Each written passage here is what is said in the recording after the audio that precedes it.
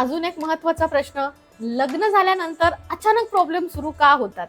आता ह्याच्या मागे खूप मोठं सायंटिफिक आणि स्पिरिच्युअल अशी दोन्ही कारणं आहेत.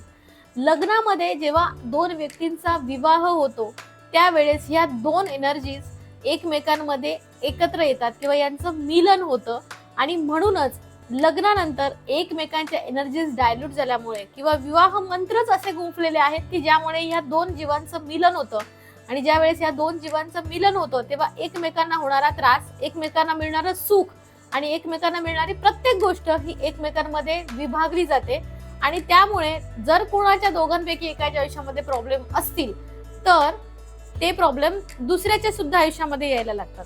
त्याचबरोबर व्हायब्रेशन फिलिंग्स मध्ये सुद्धा म्हणजे तुमच्या इंटरनल फिलिंग्स मध्ये फरक पडल्यामुळे सुद्धा तुमचं आउटर वर्ल्ड अफेक्ट होण्याची शक्यता असते.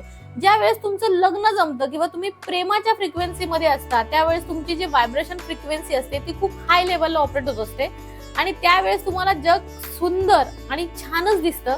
लग्नानंतर जेव्हा तुमचा ऍक्च्युअल संसार सुरू होतो त्यामुळे त्याच्यात येणाऱ्या अडचणी, त्याच्यामध्ये होणारे छोटे मोठे राग रुसवे याचा परिणाम इंटरनल व्हायब्रेशन फ्रिक्वेन्सीवर झाल्यामुळे तुमचे सगळ्याच फिलिंग्स चेंज होतात आणि त्यामुळे तुम्हाला आजूबाजूला अडचणी दिसायला लागतात. याच्यावरती आपण खूप सविस्तरपणे बोलू शकतो, पण आता तरी इतकं समजून घ्या. आणि जर अशा प्रकारच्या काही अडचणी असतील तर दोघांपैकी एकाची कुंडली दूषित नाहीये ना हे एकदा चेक करून घ्या.